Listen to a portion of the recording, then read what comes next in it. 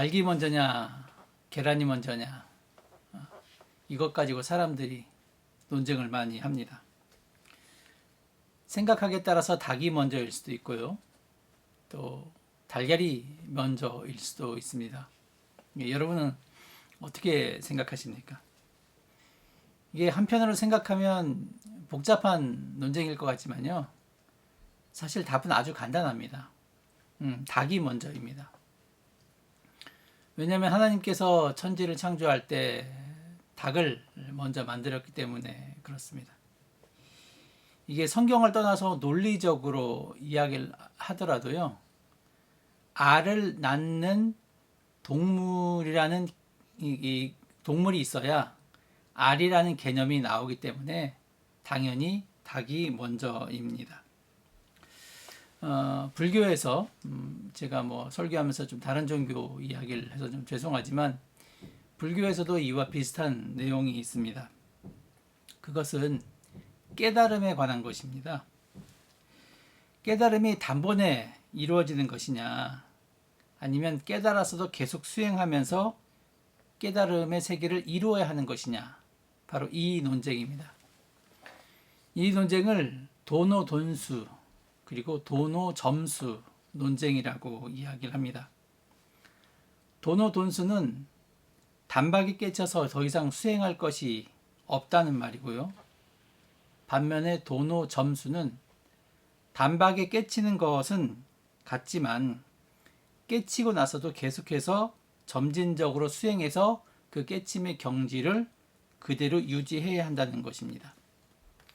그래서 도노돔수를 말하는 사람들은 깨치고 나서도 더 수행할 것이 있다는 것은 제대로 깨치지 못했기 때문이다. 이렇게 비판을 합니다. 현대불교에서 도노돈수를 가장 강력하게 이야기한 사람이 그 과거에 물은 물이요 산은 산이요 라는 말을 남긴 그 성철 스님이시고요. 그리고 도노점수를 주장하는 사람들은 고인물은 반드시 썼기 때문에 계속 수행하지 않으면 아무리 금강석같이 맑고 단단한 깨우침이라고 해도 결국 변질될 수밖에 없다는 이야기입니다. 무소유로 유명한 법정 스님이 바로 이런 이야기를 하는데 사실 주류는 도노점수입니다. 여러분은 어떻게 생각하십니까? 도노돈수처럼 사람이 단번에 깨달음의 경지에 이를 수 있겠습니까? 이걸 조금 더 실제적으로 한번 이야기를 해보면 사람이 하루아침에 변할 수 있을까요? 아니면 사람은 점진적으로 변하는 존재일까요? 신앙 안에서 보면 어느 날 갑자기 어떤 사람이 새롭게 되었다는 간증을 쉽게 들을 수 있습니다. 그러니까 요새 우리가 말하는 하나님과의 인격적인 만남을 통해서 그것이 이루어졌다. 이런 이야기를 들을 수 있습니다. 대표적인 경우가 기독교 신학의 알파와 오메가라고 할 수 있는 바로 어거스틴입니다. 이 어거스틴은 결혼 전에부터 벌써 애를 낳았고요. 허랑방탕한 생활을 하던 그런 사람이었습니다. 그러던 어느 날 이 사람이 집에 있는데 밖에서 아이들의 노랫소리를 듣게 됩니다. 그게 뭐냐면 노랫소리가 톨레레게 톨레레게 이런 얘기입니다. 그게 뜻이 뭐냐면 책을 펴서 읽어라 바로 그런 뜻이거든요. 어거스틴이 성경을 펴서 보았더니 나온 말씀이 뭐냐면 로마서 13장 12절에서 14절 말씀입니다. 밤이 깊고 낮이 가까웠으니 그러므로 우리가 어둠의 일을 벗고 빛의 갑옷을 입자. 낮에와 같이 단정히 행하고 방탕하거나 술 취하지 말며 음란하거나 호색하지 말며 다투거나 시기하지 말고 오직 주 예수 그리스도로 옷 입고 정욕을 위하여 육신의 일을 도모하지 말라. 이 말씀을 읽게 되고 그리고 그 이후로 어거스틴은 새 사람이 되었다. 이런 이야기입니다. 여러분은 어떻게 생각할지 모르겠지만요. 저에게 만약에 묻는다면 저는 도노돈수보다는 도노점수의 입장을 따르겠습니다. 물론 하나님께서 마음만 먹으면 사도 바울처럼 사람을 한 번에 변화시킬 수 있습니다. 하지만 이런 일은요 아주 특별한 경우입니다. 정말로 아주 특별한 경우입니다. 그러니까 일반적인 견해에서 보면 사람은 점진적으로 변하는 존재입니다. 어떤 약물에 중독되었던 사람들이 금단 현상이라고 하는 것이 있습니다. 이 금단 현상이 여러분이 왜 있겠습니까? 그만큼 과거의 습관이 무섭다는 것이며 사람이 한 번에 변하기 어렵다는 뜻입니다. 사람은, 특히나 신자는 수많은 체험과 사건이 하나씩 쌓이면서 발전하고 그리고 그 믿음이 더욱 깊어집니다.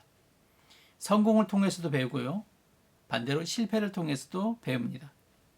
그리고 이렇게 성공과 실패를 통해서 순간순간에 깨달았던 깨달음과 체험이 비록 짧은 시간밖에 되지 않을 수 있지만, 그러나 이런 것들이 하나씩 쌓이다 보면 사람은 자신도 모르게 성숙하게 되어 있습니다. 이처럼 어떤 사람이 신앙생활을 하자마자 이전 사람과 전혀 다른 사람이 되었다 말할 수 없습니다. 어제까지만 해도요, 입에 욕을 달던 사람이 예수 믿기 시작하면서 그 입에서 욕이 싹 사라지는 것이 아닙니다. 단지 자제할 뿐입니다.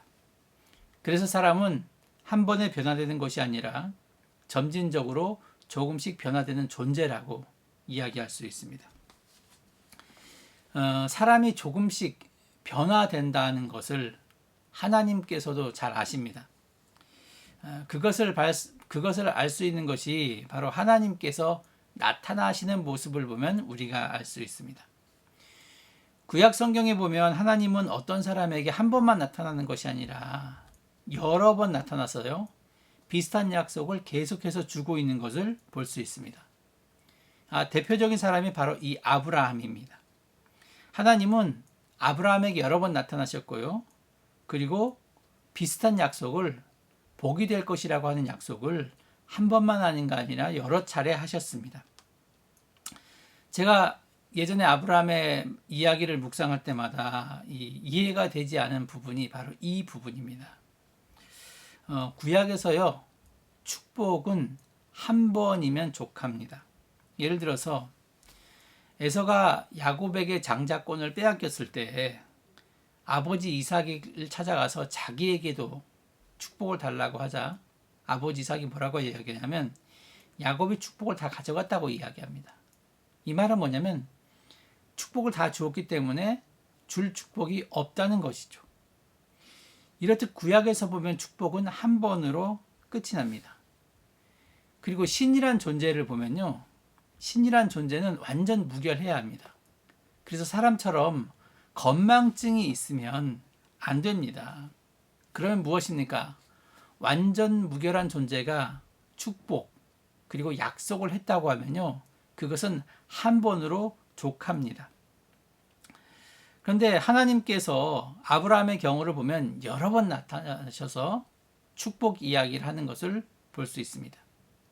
하나님께서 이런 모습을 보이는 이유는 하나님께서 아브라함을 못 믿어서가 아니라 바로 사람이 조금씩 점진적으로 변화되는 존재임을 알고 있었다는 것입니다. 자, 오늘 말씀은 하나님께서 그 아브라함에게 첫 번째로 나타나는 말씀인데, 사실 오늘 말씀에는 아브라함이 아니라 아브람으로 나오죠. 그냥 제가 아브라함 이야기를 해도 아브라함이구나, 여러분 똑같이 그렇게 들으시면 되겠습니다. 제가 오늘 말씀을 드리기 전에 먼저 우리가 좀 생각해야 할 게 뭐냐면요, 성경을 읽을 때는요, 성경 앞뒤 문맥, 앞장과 뒷장을 잘 연결해서 보면 우리가 기존에는 몰랐던 의미가 새롭게 다가오는 경우가 있는데, 창세기 12장이 바로 그런 경우입니다. 창세기 1장부터 11장까지를 원역사 또는 태고사라고 부르고요, 12장부터 50장까지를 족장사라고 부릅니다. 근데 창세기 1장부터 11장까지 이제 잘 읽다 보면 하나의 패턴을 발견할 수가 있습니다. 그 패턴이 뭐냐면 사람의 죄가 나오고 그리고 그 죄를 덮는 하나님의 은혜가 나온다는 것입니다. 예를 들어서 아담과 하와가 선악과를 따먹는 죄를 범했을 때 하나님께서는요, 가죽 옷을 지어 입히시는 은혜를 베푸셨습니다. 가인과 아벨 이 사이에 죄가 났을 때 하나님은 세 번째 아들인 셋을 주셔서 은혜를 주셨습니다. 그리고 인간의 아들, 그러니까 하나님의 아들들이 인간과 이렇게 죄를 범했을 때 하나님은 노아를 통해서 은혜를 베푸셨습니다. 그리고 사람이 하나님과 동등되고자 하면서 바벨탑을 쌓았습니다. 그때 하나님은 우리가 잘 아는 것처럼 인간의 언어를 나누셨습니다. 자, 여기까지가 창세기 11장 원 역사가 끝나는 것입니다.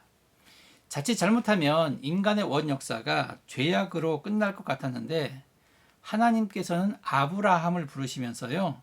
그러면서 다시 한번 우리들에게 은혜를 주시는데 그래서 창세기 12장은 인간의 죄악으로 끝날 수 있는 원 역사에 새로운 하나님의 은혜가 우리에게 들어오고 있다는 것을 바로 보여주는 본문입니다. 자, 하나님은 갈대아 우르에 살고 있는 아브라함을 부르셨습니다. 갈대아 우르라고 하면요, 지금의 그 티그리스 강이 유프라테스 강이 만나는 지점이고, 이라크 바그다드에서 동남쪽으로 좀 떨어진 곳에 위치해 있습니다.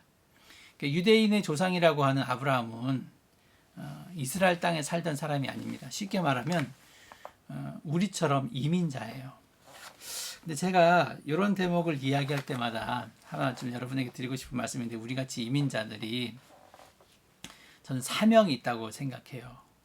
어떤 사명이냐면, 자, 여러분, 하나님께서 이스라엘 민족에게 모세를 통해서 가나안 땅으로 가라 그렇게 이야기하셨어요. 거기는 약속하신 젖과 꿀이 흐르는 땅이다라고 말씀하셨죠.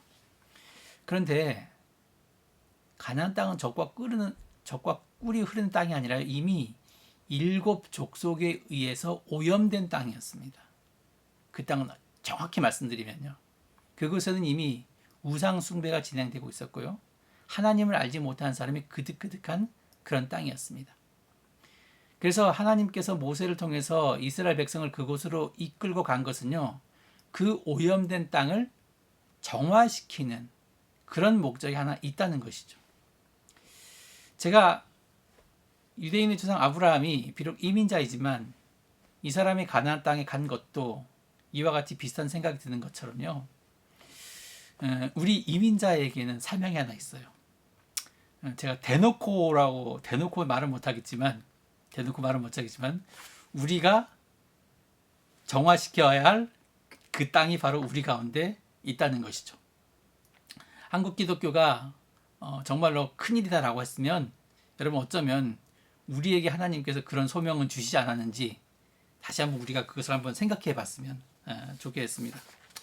자, 말씀으로 들어와서요, 1절에 보면 여호와께서 아브라함에게 이르시되 이렇게 이야기를 하고 있습니다. 자, 여기서 주목할 것은 보면 항상 우리 생각에는 사람이 먼저 하나님을 찾는 것 같지만, 그러나 하나님께서 우리를 먼저 찾아 부르신다는 것입니다. 아브라함뿐만이 아닙니다. 죄를 짓고 숨어있던 아담과 하와를요, 하나님께서 먼저 찾아 부르셨습니다. 대홍수 심판 때 유일하게 살아남은 집안인 노아에게도 하나님께서 사실 먼저 찾아가셨습니다. 그뿐만이 아닙니다. 구약의 가장 위대한 종 모세 역시 하나님께서 먼저 찾아가셨고요, 모든 선지자 역시 마찬가지였습니다. 선지자들 스스로 무슨 특별한 것을 깨달아서 하나님을 부른 것이 아니라 하나님께서 그들을 찾아가셔서 그들에게 말씀해 주셨기 때문에 그들은 하나님의 뜻을 선포할 수 있었습니다. 제자들 역시 마찬가지입니다. 그들이 고기를 잡던 어부였는데 예수님께서 그들을 찾아가서 그들을 부르셨습니다. 그리고 더욱 중요한 사실은 바로 우리들도 하나님께서 우리를 먼저 부르셨다는 것입니다. 그래서 여러분, 이 여호와의 부르심이라고 하는 것은 아브라함에게만 속한 것이 아니라 바로 우리들에게까지 지금 연결되고 있고 진행되고 있다는 사실을 우리는 분명히 알아야 합니다. 자, 여호와 하나님께서 아브라함을 불러 하신 말씀은 무엇이냐면, 우리가 잘 아는 것처럼 너의 고향과 친척과, 과거엔 아비의 집이라고 하는데 지금은 아버지의 집을 떠나라는 것입니다. 우리는 오늘 말씀을 볼 때 복에 관심이 있기 때문에 하나님께서 아브라함에게 떠남에 있어서요, 어떤 태도를 요구했는지, 그리고 아브라함이 어떤 처지였는지에 대해서는 관심이 없습니다. 자, 오늘 말씀에는 우리가 미처 파악하지 못하지만 하나님께서 아브라함이 떠날 때 어떤 태도를 취해야 하는지 그것까지 분명하게 말씀하고 있습니다. 그 태도를요, 먼저 한마디로 이야기하면 과거와의 단절입니다. 자, 너의 고향, 친척, 그리고 아버지의 집을 히브리어 원어로 보면 여러분 이렇습니다. 너의 고향은요, 메알체카, 친척은 민몰라테카, 아버지의 집은 미베이트 아비카입니다. 자, 잘 들어보세요. 메알체카, 민몰라테카, 미베이트 아비카. 우리나라 자음으로 보면 다 미음으로 시작하죠. 메알체카, 민몰라테카, 미베이트 아베카. 이 미음을 여러분 잘 기억해 두십시오. 이 미음이요. 히브리어의 특징은 뭐냐면 전치사가 이 명사 동사와 붙어서 같이 나올 수 있다는 것입니다. 그래서 오늘 말씀에 나오는 세 단어 고향, 친척, 그리고 아버지의 집은요, 이 단어 앞에, 이 명사 앞에 모두 히브리어 전치사 from, 뭐뭐로부터 분리를 의미하는 이 from, 히브리어로 이야기하면 민, 이것이 같이 붙어 있는 형태입니다. 그래서 그것을 알 수 있는 게 바로 미음, 바로 이 민이 붙어 있는 것이죠. 그런데 이 히브리어 전치사 민이 붙어 있다고 하는 것은 이것은 분리를 의미하는데 단순한 분리를 의미하는 것이 아니라 이것은 철저한 분리를 의미합니다. 하나님께서 아브라함이란 갈대아 사람을 세상에서 철저하게 분리시키고 있다는 말입니다.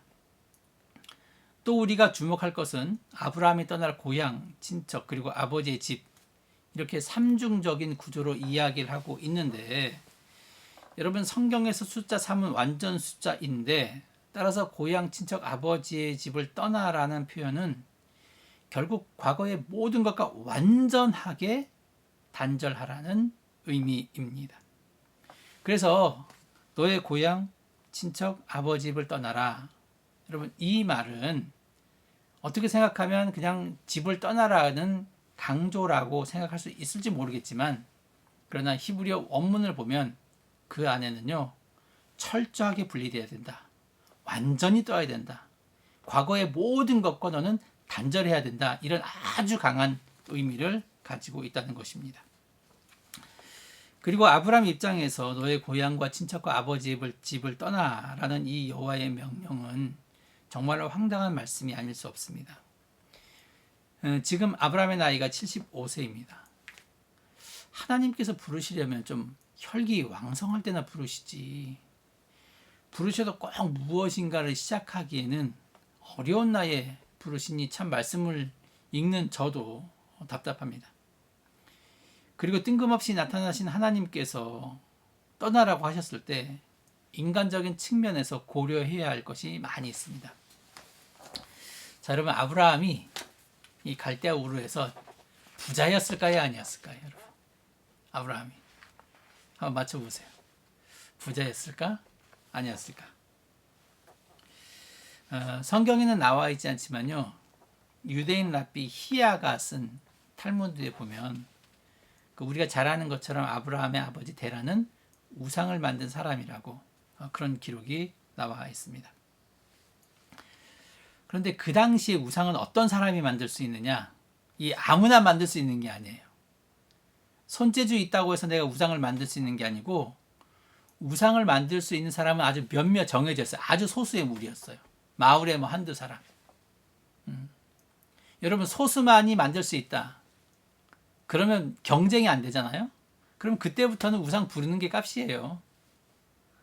내가 신상 하나 만들어서 이거 100만 원, 한 100만 원 되는 거예요. 기분 좋으면 잘하는 사람이 부탁하면 그래 너 10만 원에 가져가면 10만 원이 되는 거고요. 그러면은 당연히 아브라함네 집은 부자일 수밖에 없습니다. 살림살이가 변변치 않으면요, 이곳에서 살든 저곳에서 살든 아무런 큰 의미가 없습니다. 하지만 부자이고요, 그리고 이 부를 앞으로도 계속해서 누릴 상황이라고 하면 말이 달라집니다. 그리고 하란에서부터 갈대아 우르에서부터 가나안 땅까지는 무려 900km의 거리입니다. 이렇게 보면 인간적인 측면에서 고려할 것이 많지만 하나님께서 단호한 요구를 하신 것처럼 아브라함 역시 아주 깔끔하게 길을 떠나는 것을 우리가 볼 수 있습니다. 자, 4절 말씀을 한번 보시면요. 이에 아브라함이 여호와의 말씀을 따라갔고 롯도 그와 함께 갔으며 아브라함이 하란을 떠날 때에 75세였더라. 이렇게 이야기하고 있습니다. 자, 우리말 성경을 보면 그 아브라함의 단호함이 보이질 않습니다. 하지만 히브리어 원문 성경을 보면요. 아브라함의 단호함이 아주 분명하게 드러나 있습니다. 자, 히브리어 원문으로 창세기 12장 1절을 보면요. 말씀이 이렇게 시작합니다. 자, 여호와께서 아브라함에게 말씀하셨다. 자, 이제부터 하나님께서 여호와께서 아브라함에게 말씀하시는 거죠. 제일 먼저 나오는 동사가 뭐냐면 가라예요. 가라. 가라.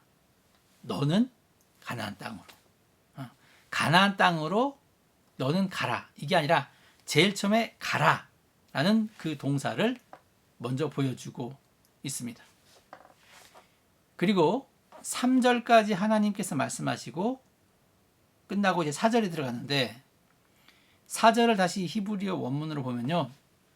이게 문장이 어떻게 되냐면 그러자 떠났다 아브라함이 이렇게 이야기하고 있습니다.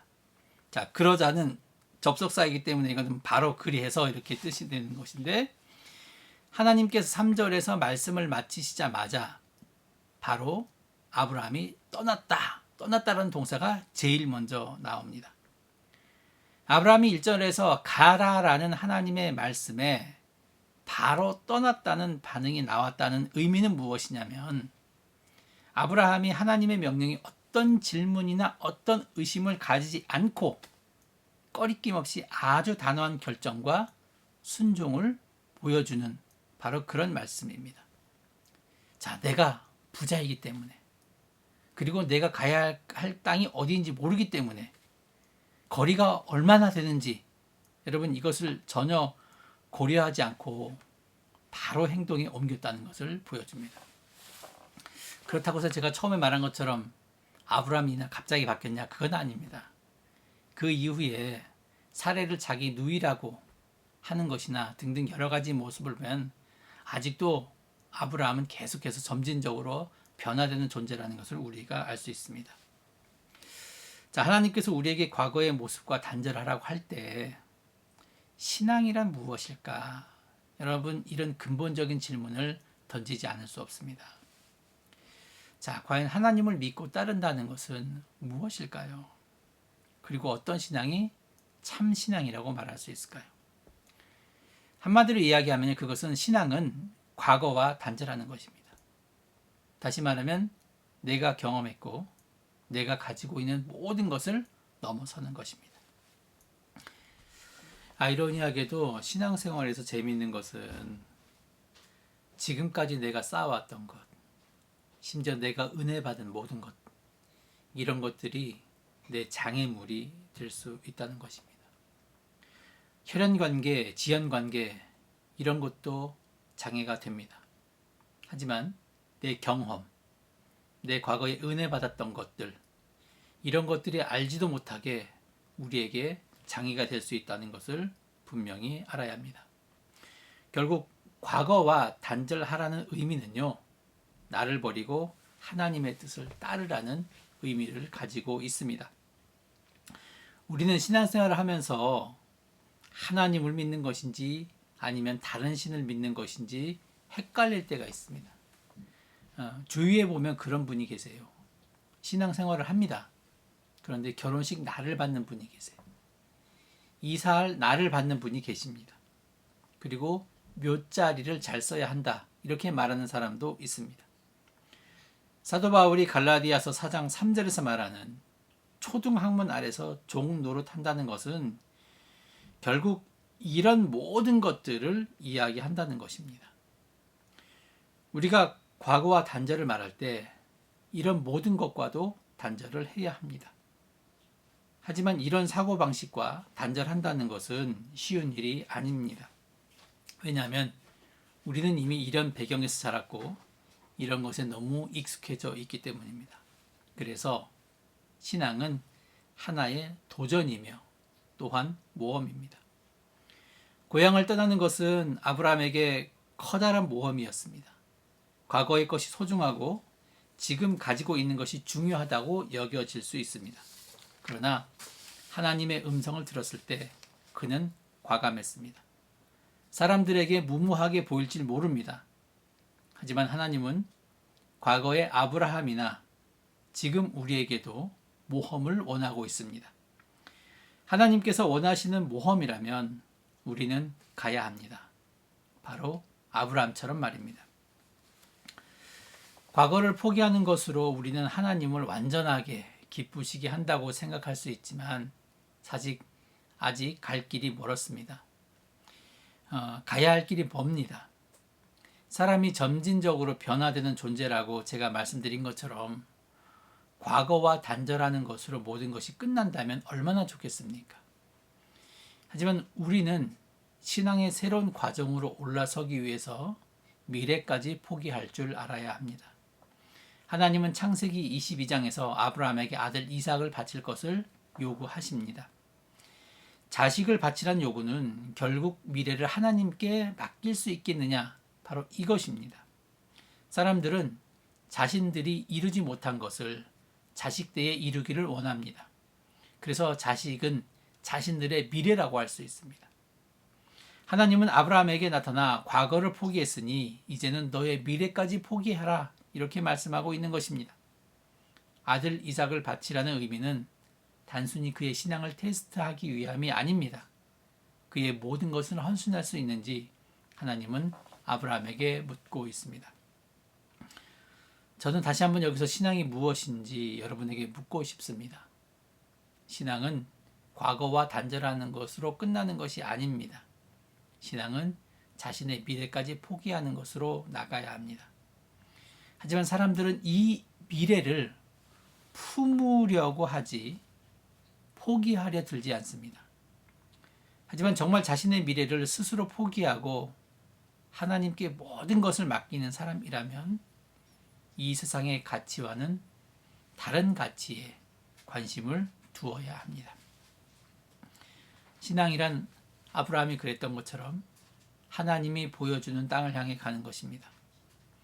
아브라함은 가나안 땅을 향해 갔지만 그리스도인은 새 하늘과 새 땅, 즉 하나님 나라를 향해서 가야 합니다.